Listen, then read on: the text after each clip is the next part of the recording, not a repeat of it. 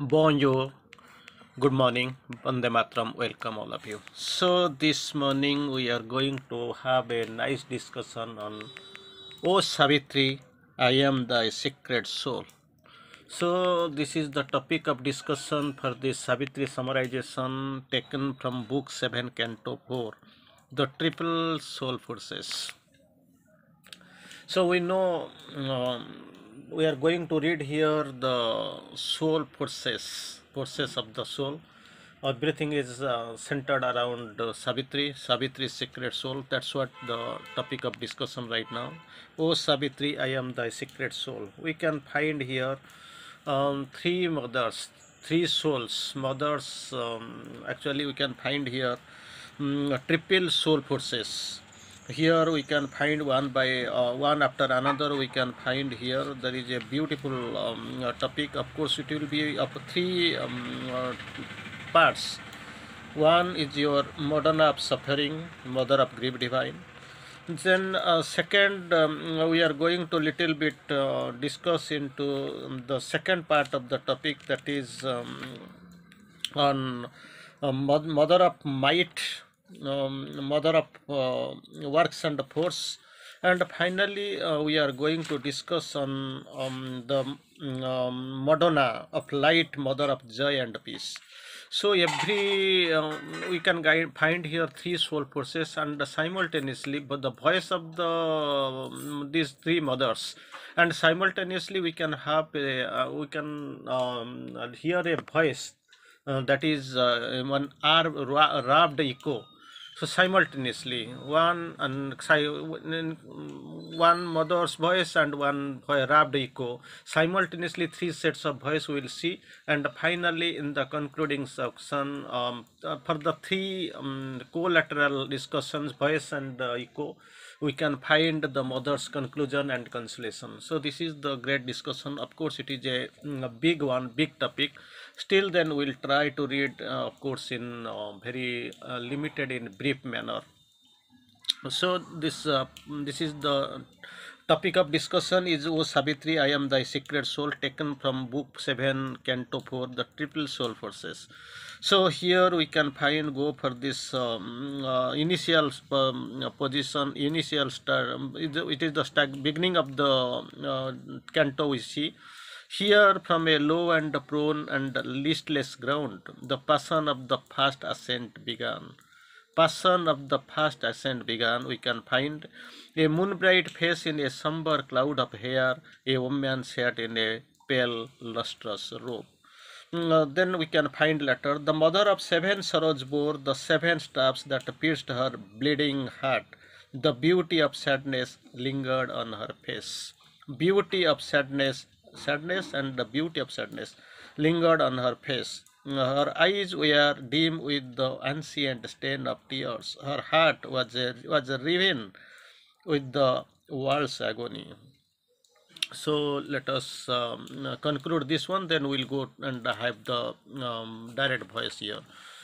So Savitri begins her ascent. She meets a woman with a bright face who is sitting on a rugged ground with a sharp and winding stone beneath her feet. Sharp and winding stone beneath her feet, sitting on a rugged ground. She embodies divine pity. Initially, she embodies divine pity, for she is the spirit touched by the grief of all that lives in the world, bearing the grief of all that lives in the world. She is the mother of seven sorrows. We have seen mother of seven sorrows. She tells Savitri that she is her own secret soul that come to share the suffering of the world. She is the present. She is the present wherever there is grief, pain, and sorrow. She brings pity, sympathy, and compassion. She works and suffers, hoping that one day God will come and give His succor. So this is the initial point. It is the voice of the mother, Madonna of pity, mother of seven sorrows, bearing seven sorrows.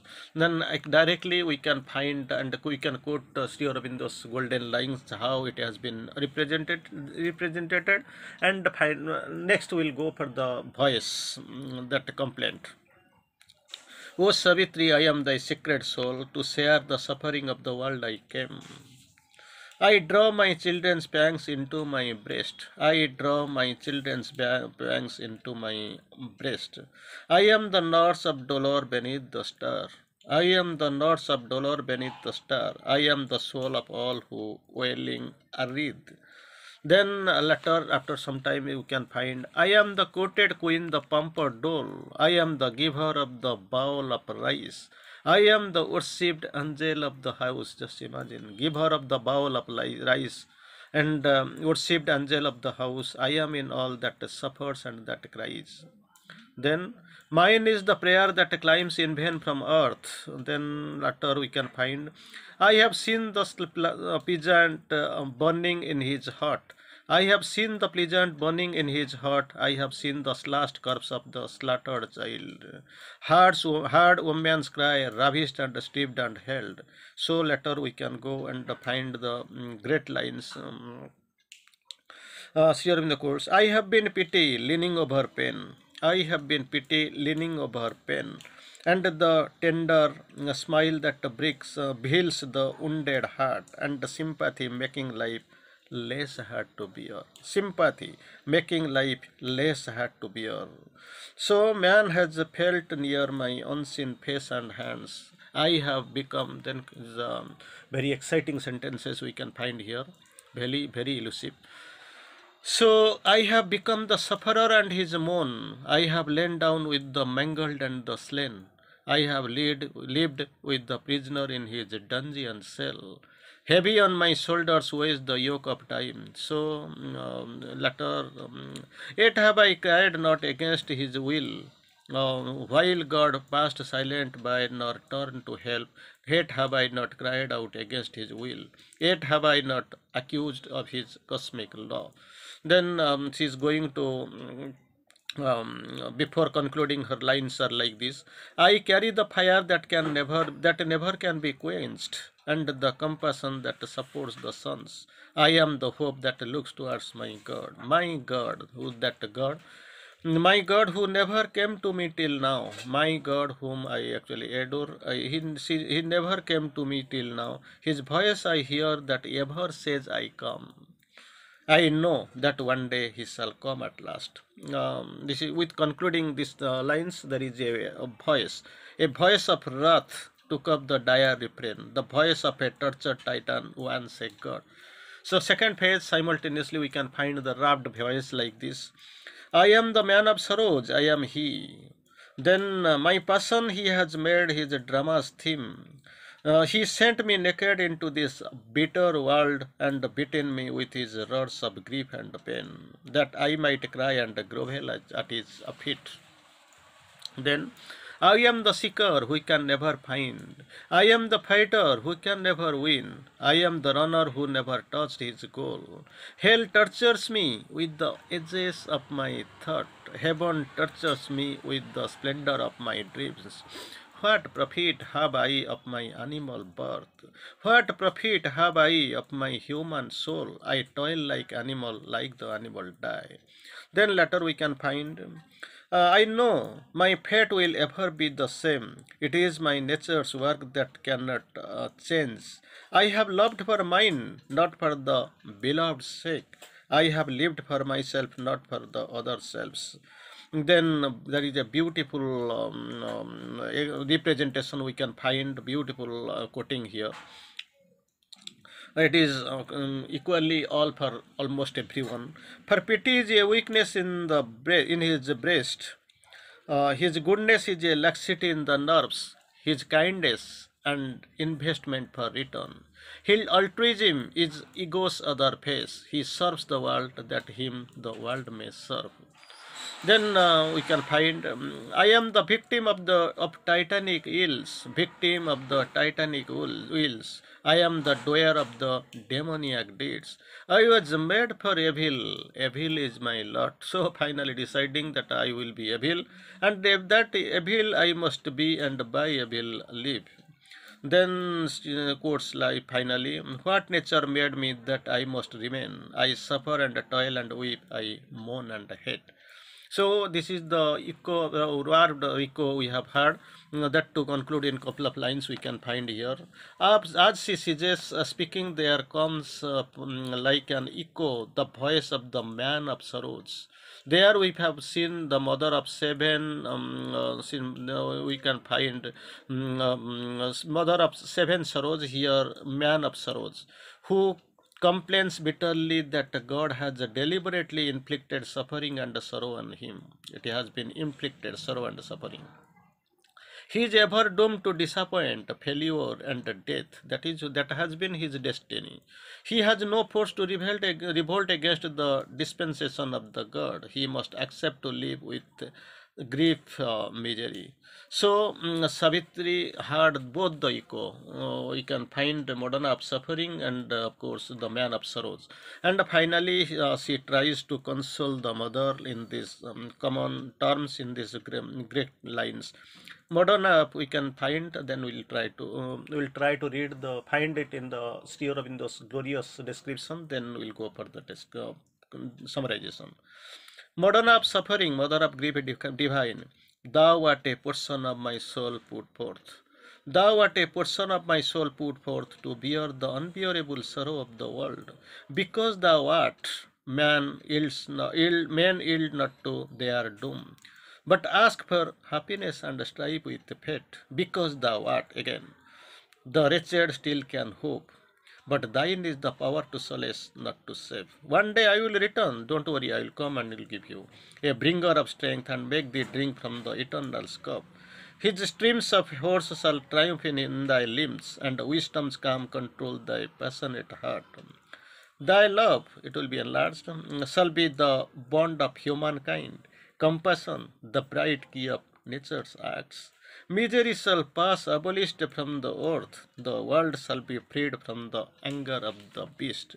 From the cruelty of the Titan and his pain, there shall be peace and joy forevermore. Now it's our time to conclude this mother's consolation and of course mother's indication we can find in couple of lines here. Savitri tells the Madonna of suffering that she is a portion of her from own self and put out to bear the sorrow of the world. And hers is the power, but to solace, not to save.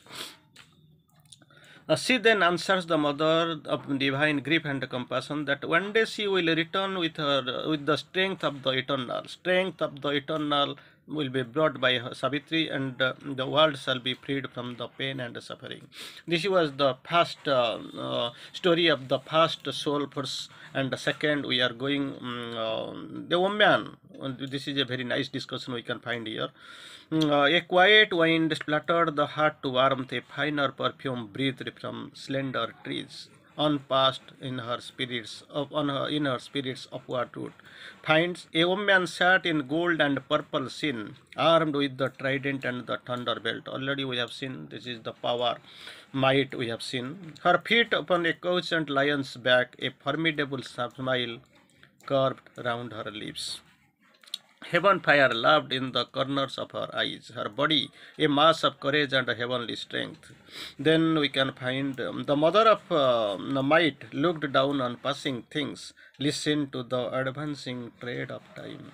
So we can listen a little bit, hear her own voice. O Savitri, I am thy secret soul. Everywhere we can find the mother's, the soul forces, voice of the soul force in the same manner. O Savitri, I am thy secret soul. I have come down into the human world, under the movement watched by an unsleeping eye and the dark contrariety of earth's fate.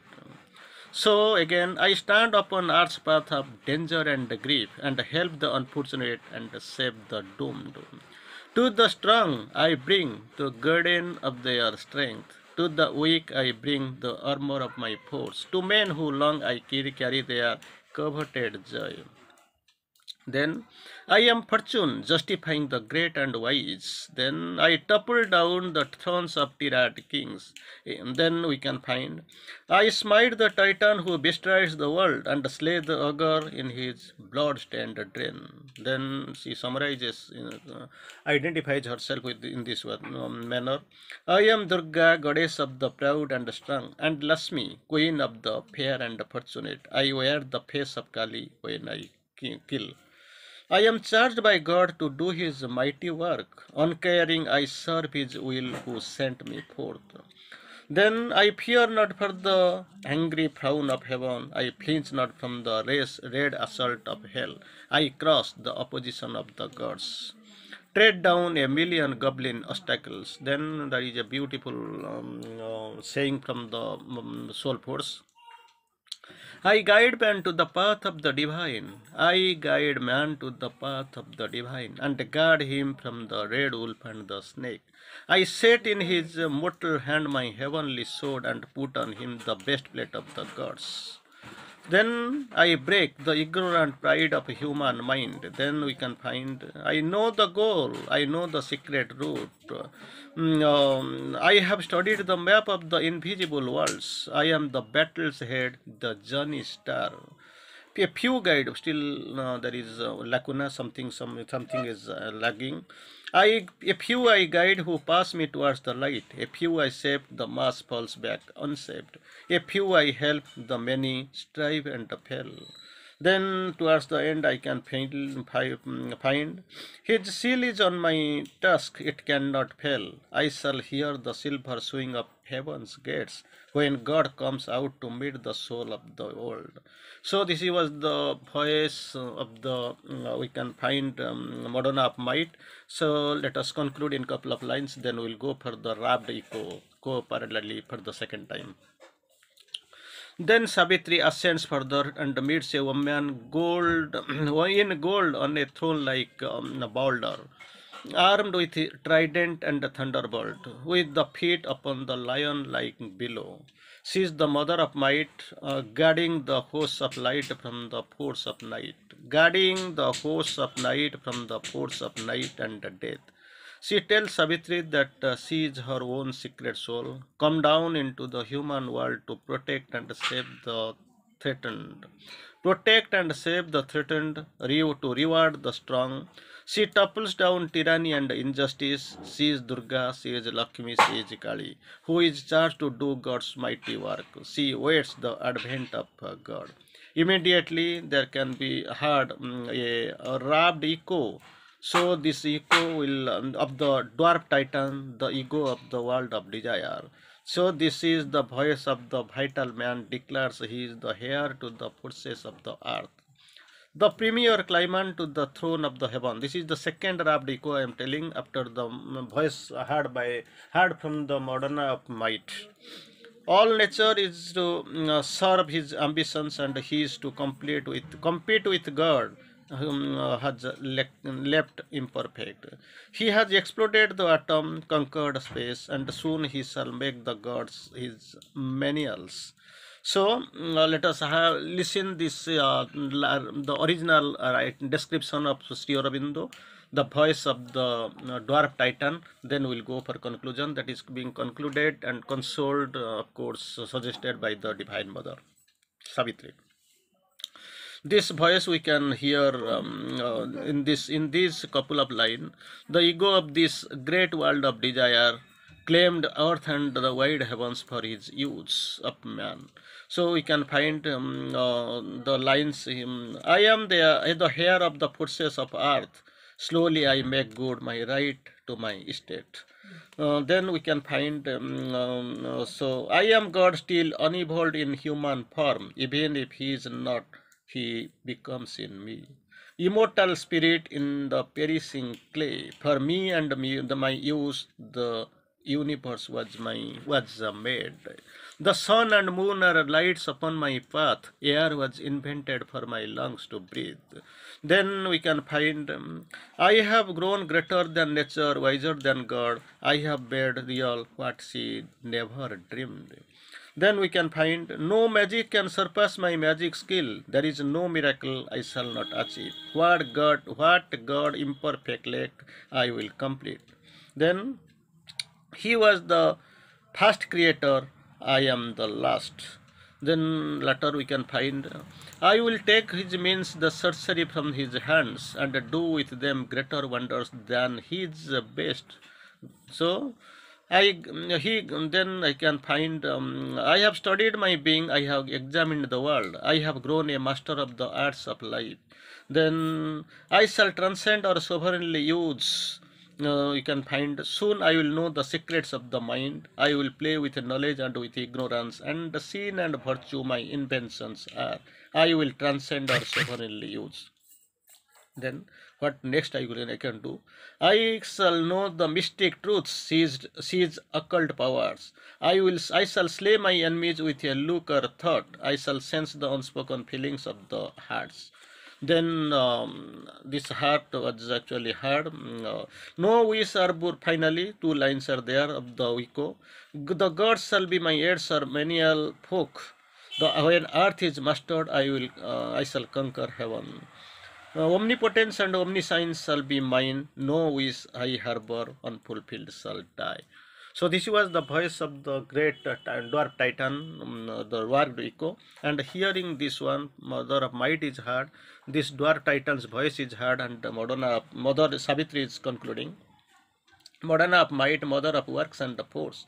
Thou art a portion of my soul put forth. Savitri admits, Savitri explains, thou art a portion of my soul put forth. To help the mankind and help the travel of time you have come. Because thou art in him, man hopes and dares. Because thou art, man's soul can climb the heavens and walk like gods in the presence of the Supreme. But what is the problem, Lacuna? But without wisdom, power is like a wind. It can breathe upon the heights and kiss the sky. It cannot build the extreme eternal things. That is the problem with you. So thou hast given man strength that you had, and you have given wisdom thou couldst not give. One day I will return definitely, a bringer of light. Then will I give to thee the mirror of God. Thou shalt see self and world as by him they are seen. Then thy wisdom shall be vast as vast thy power. Wisdom shall be as vast as thy power. Then hate shall dwell no more in human hearts, no hate. Fear and weakness shall desert man's life. It can never come desert my human lives. The cry of the ego shall be hushed within. No ego, no cry of ego. Its lion roar that claims the world as a food. All shall be might and peace and happy foods. So this was the mother's conclusion, and we are going after the modern of might. We can go for the final session. The voice that has been heard. We are here. We let us conclude in two lines. Then we will go for the last term, last phase, final phase.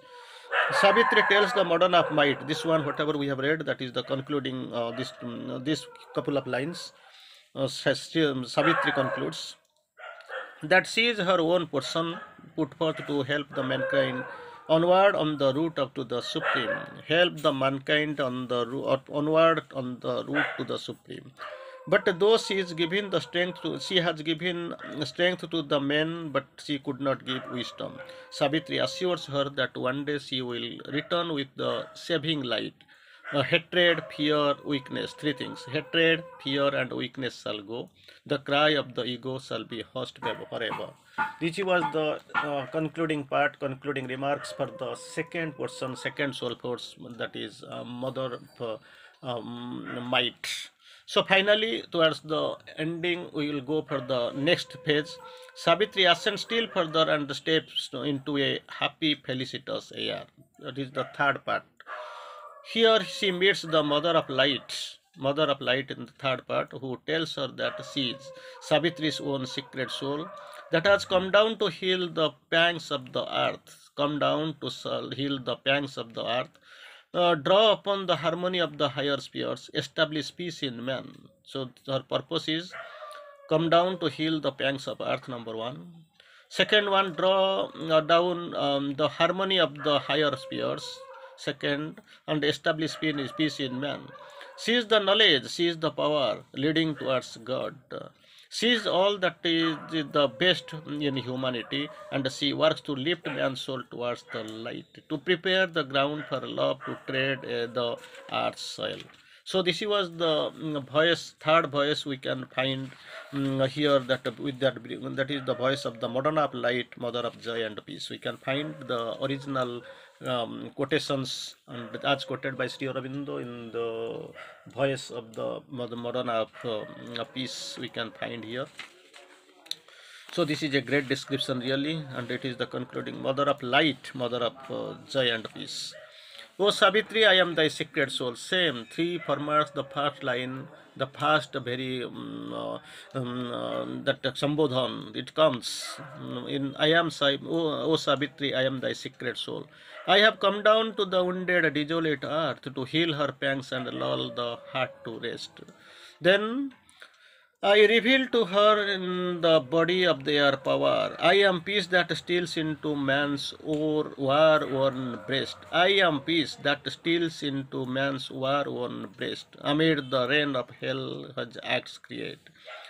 I am charity with the kindly hands that bless. I am silence mid the noisy tramp of life. I am knowledge pouring on her cosmic map. Then later I can in the anomalies of the human heart where good and evil are close bedfellows, and light is by darkness dogged at every step. So we can find I make even sin and error stepping stones, and all experience a long march towards the light. Then about the God, He is the good for which men fight and die. He is the war of right with right and wrong. He is freedom rising deathless from your fire. He is valor guarding still the desperate pass. So later we can find some more description. He is the crown of the martyr bound in flame. Then you can find he is the prophet's voice, the sight of the seer. He is the beauty, nectar of the passionate soul. He is the truth by which the spirit lives. He is the riches of the spiritual past.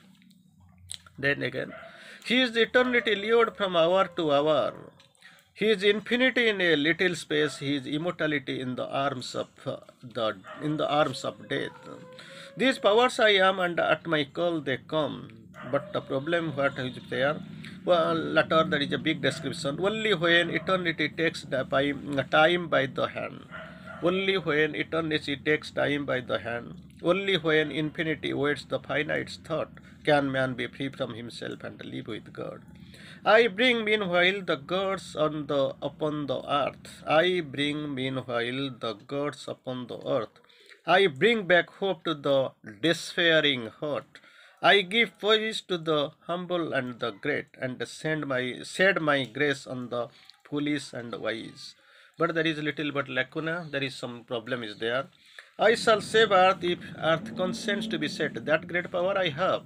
I shall save earth if earth consents to be saved. Then love shall at last unwounded tread earth's soil. Man's mind shall admit the sovereignty of truth. Man's mind shall admit the sovereignty of truth. Body bears the immense descent of God. Love shall at last unwounded tread earth's soil. So this was the voice of the third soul force that we have seen in the form of Madonna of light, mother of joy and peace. As soon as she concludes here, then we can hear the rapt echo. The voice of the sense-shackled human mind carried its proud complaint of godlike power. Proud complaint of godlike power. That's what we can see. Imprisoned in his body and his brain, imprisoned in his body and his brain, the immortal can't see God's might. The mortal can't see God's mighty hand because he is imprisoned. Man only sees the cosmic surfaces, can't go anyway. So we can find his voice. He sees the blank sketch, a giant waste. His pouring eyes miss the unseen behind. He has the blind man's subtle, unerring touch. We can find his knowledge scans bright pebbles on the shore of the huge ocean of his ignorance. His voice we can find, that is a great voice we can find here. I am the mind of God's great ignorant world. I am the mind of God's great ignorant world. I am the all discovering thought of man. I am a God fettered by matter and sense. That is the voice, cosmic pathos trembled in its tone. I can find beautiful lines. I have detected plasm and cell and gene. I have protected plasm and cell and gene. The protozoa traced man's ancestors, the humble originals from whom he rose. Then we can find, I have seized the cosmic energies for my use. I have poured on her infinitesimal elements and her invisible atoms have unmasked. I have seen the ways of life, the paths of mind. I have studied the methods of the ant and ape, and the behavior learned of man and worm. If God is at work, His secrets I have found. How that great claim is there. Then what is happening? A mystery is this mighty nature's birth, admits, accepts. A mystery I know not, perhaps shall never know, what when all has been explained, nothing is known. What to choose the process, whence the power came, I know not, perhaps I shall never know. A mystery is the mighty nature's birth. Mystery, everything is mystery, miracle. So mystery is the elusive stream of mind. A mystery, the protean peak of life. What I have learned, chance leaves to contradict. That is what the problem. Ego and simultaneously there is failure. What I have built is seized and turned by fate. I can foresee the acts of matter's force. Then we can find later, we can, perhaps the world is an error of our sight, a trick repeated in its place of sense.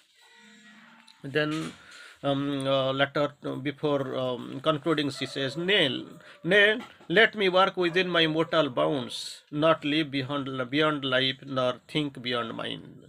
Our smallness saves us from the infinity. Our smallness saves us from the infinity.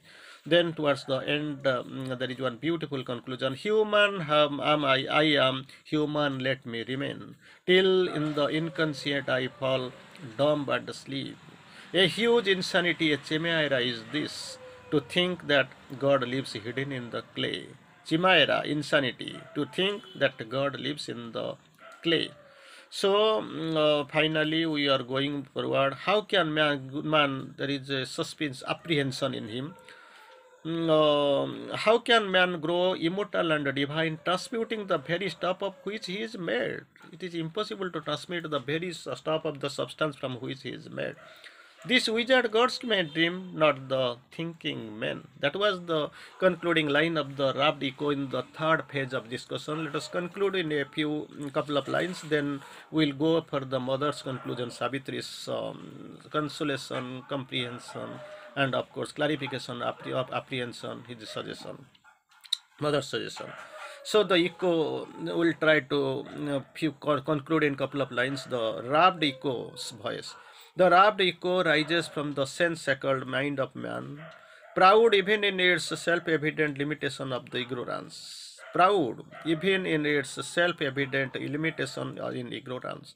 This voice of man, the limited mental being, claims to have fathomed matter and life by the all-discovering thought. Claims. There is a big claim, all discovering of thought, but confesses to have come to a dead end before the wall of all round mystery which it cannot solve.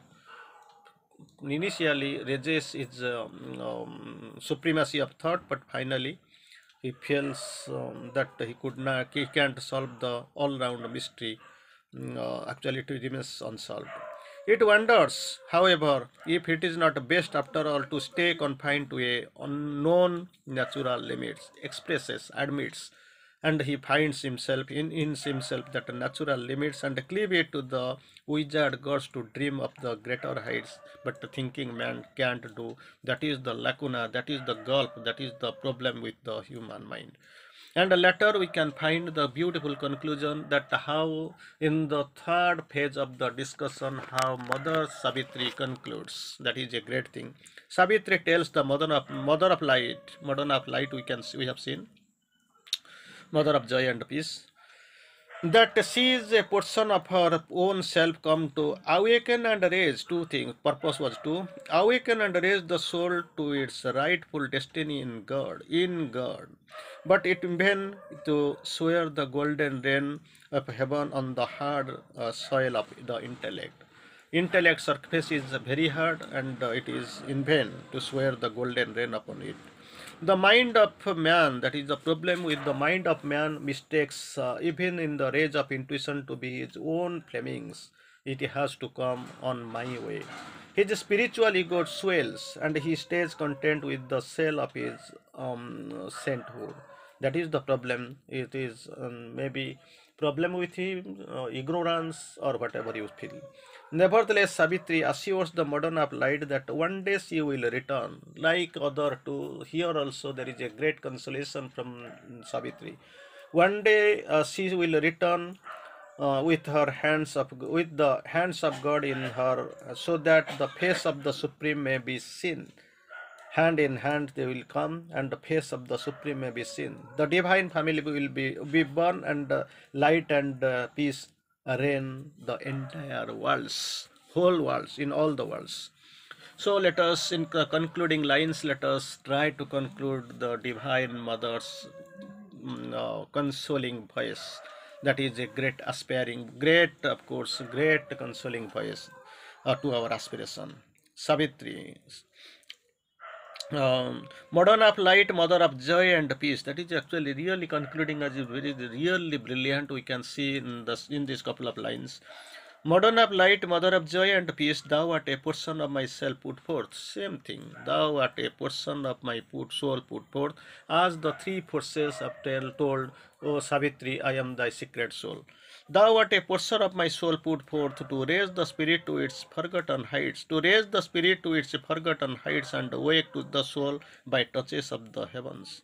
Because thou art, the soul draws near to God. Because thou art, the soul draws near to God. Again, because thou art, love grows in spite of hate, and knowledge waxes unslayable in the pit of night. Then there is a big description coming in following this line.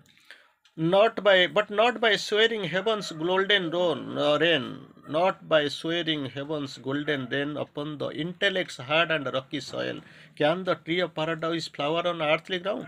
Tree of paradise flower on earthly ground, and the bird of paradise sit upon life's boughs, and the winds of paradise visit mortal air. Three things.